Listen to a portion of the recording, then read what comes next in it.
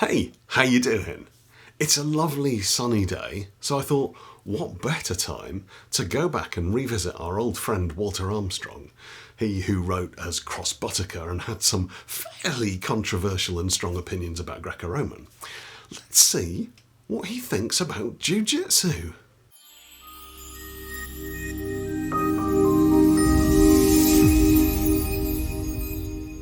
Now, before I go into any depth with this and start reading you his words, I need to start off with a little bit of an apology, because the language he uses to talk about Japanese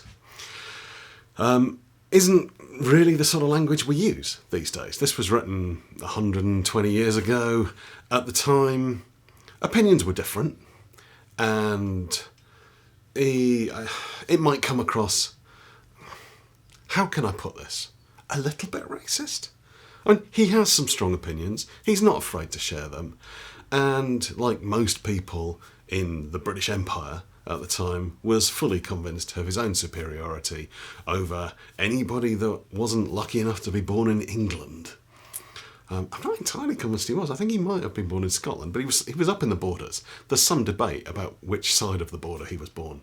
But anyway, Britain, that's the most important bit. So let's have a look and see what dear old Walter says about Jiu Jitsu. This is chapter 8, entitled Japanese Wrestling. This style of wrestling is another foreign innovation, imported this time from the Far East. It differs materially from the catch-as-catch-can and Greco-Roman methods, as the Jap aims at keeping on his legs as long as he can while he flings his opponent down, and frequently labels out a very uncomfortable fall to the opposition.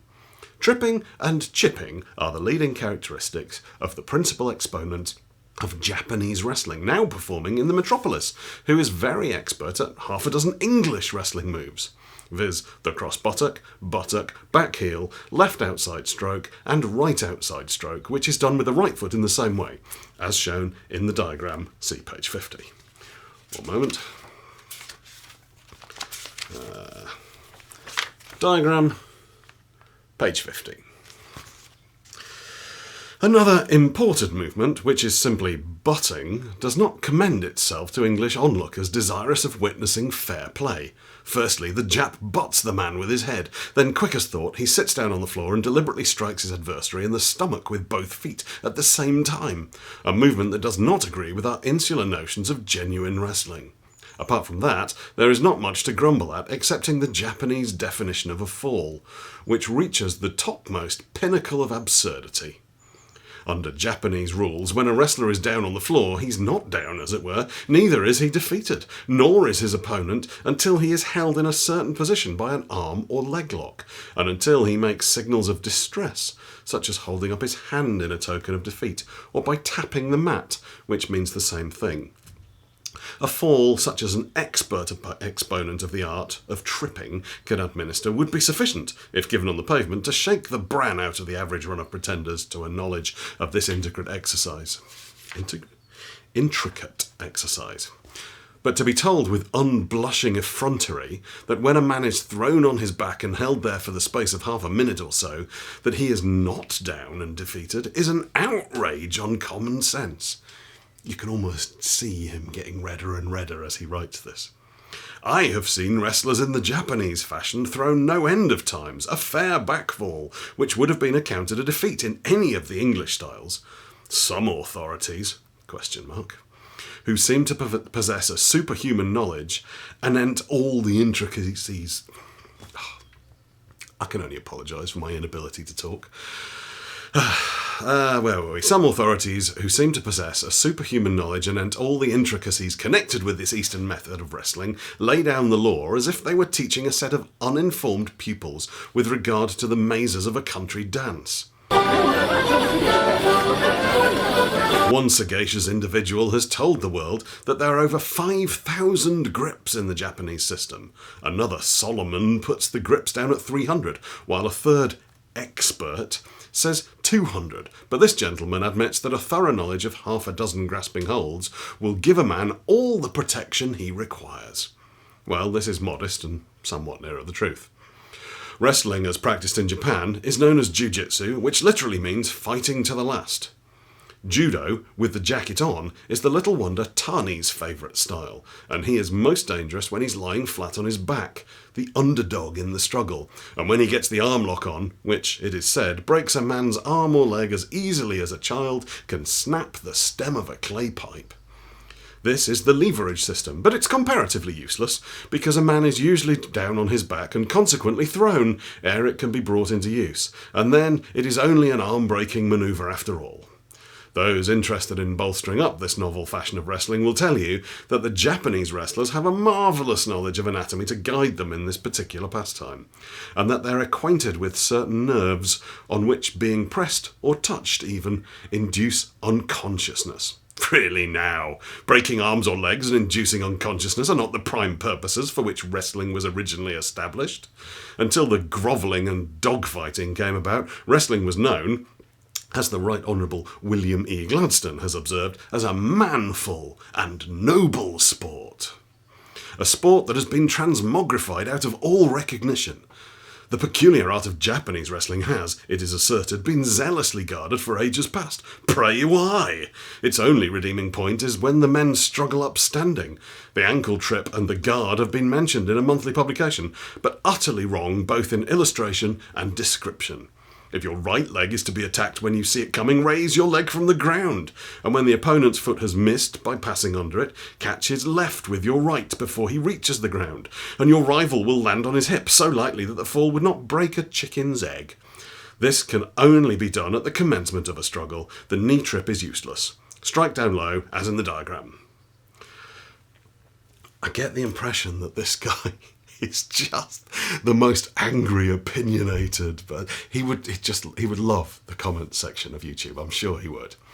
I'm going to go on a little bit longer because I adore this. It makes me happy. Generally speaking, the natives of Japan seldom reach a height of more than 5 feet 5 or 6 inches. Consequently, few of them seem built for gladiatorial purposes. On the other hand, it's a remarkable fact that in the wrestling class, men weighing from 14 to 20 stone may be met with. Wrestling competitions in Japan are usually conducted on a stage or on a piece of ground where a spacious ring is formed, enclosed with bamboos. When the wrestlers, when told to commence, rush together and endeavour to secure a hold round the waist, and the climax is reached when one or other is thrown off the platform, frequently in a breathless and blood-stained condition. The victor then perambulates round the ring like a veritable cock of the north, and finally salams himself off the stage. The champion is usually presented with a decorated belt, with which, then fastened around his waist, he parades about, the observed of all. Unquestionably, if an amalgamated style of wrestling could be introduced throughout the country, say, for instance, catch hold anywhere above the waist, first down to lose, the ancient and once popular pastime would assume its proper position among the numerous athletic exercises for which this land of vigorous and manly outdoor sports is so justly famous. I don't know about you, but I mean, I love the fact that judo, jiu-jitsu, wrestling and sumo are all kind of considered to be exactly the same thing by him, and that his objections seem to be mainly that Japanese people aren't English. And I guess that was a fairly common kind of point of view back then, but I do feel that Walter Armstrong is almost frothing at the mouth as he writes. He's got some really strong opinions. And I think the saddest thing is that some of these opinions, some of the things he says in this book, are things that people still trot out now. When you talk about using jiu-jitsu, whether it's traditional or Brazilian, as a form of self-defense, people will immediately say, oh, it doesn't work. Really? Oh, well, yes, there's no point in going to the floor. If you go to the floor, you'll instantly die because the floor's hard.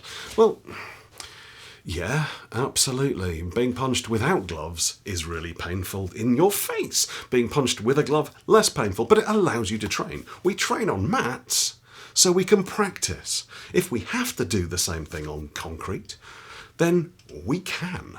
It doesn't mean we'll like it, but I guarantee that a person who's trained in a lot of grappling arts will beat somebody that hasn't in a street fight. That's my personal opinion. I'm starting to froth a bit like Walter Armstrong, so I'm going to stop. What do you think? I mean, do you enjoy this man as much as I do?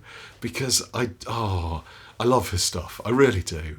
And I'm going to see, he's got some chapters on Scottish wrestling and Irish wrestling as well. So we'll do some videos on them in the future. But yeah, let me know what you think. I mean, does he have a point? Is Japanese wrestling all wrong? Should it just be to the throw? Because, I mean, obviously, any throw will knock a man clean out. And we know this can happen. The internet is full of videos of people being slammed or suplexed and immediately being unconscious. That's fine. It happens. I don't think anybody's denying that. But the idea that if you throw somebody, they will always be immediately unconscious the second they hit the ground, I think that's quite a dangerous thing to think. And if your justification is from a self-defense perspective, then ruling out ground fighting is pretty stupid. Let me know what you think. Do you agree with me, or am I talking rubbish? It wouldn't be the first time. Before you go, I just need to remind you, I've said this a few times in videos recently, I bought a little while, this is one of my favourite books, and I bought a little while ago a second copy of this, which I thought was a modern replica, turned out not to be, so I've got 2 copies of this book. I am going to give one of these away to somebody that watches my videos. I haven't decided exactly who, or I haven't decided exactly how I'm going to choose them yet, but what I have decided, and I am absolutely sticking to, is that I'm not going to do it until one of my videos from this kind of recent burst of videos, and there have been quite a few, or in the future hits 10,000 views. And when that does, we'll have a competition of some sort to see who gets one of these. I've done a video all about the guy that wrote this. It is my most popular video ever by a long shot. Because the guy that wrote this, George de is a really, really interesting man. And the reason I have this book is because when I was training with Billy Robinson, we went to a big evening event, an audience with Billy. Wrestlers from all over the country turned up to meet him. A lot of the old school guys were there. And there was a raffle. And somebody had donated a copy of this book to the raffle. And I was looking through it, and Billy came over, and we had a bit of a chat about what an amazing system this is. That this guy's technique was brilliant. And Billy was a big fan, and he basically said, you know, this guy could clearly wrestle. So I went out and got a copy. And then some years later, I got another, and I'd like to give it away. So share this video. Share one of the others. Pick your favourite video out of the last few months and share it somewhere. See if we can get it to 10,000 views. And if we can, you might just be the person that wins a copy of the book. So, thanks for watching. I'll see you soon. And fight team.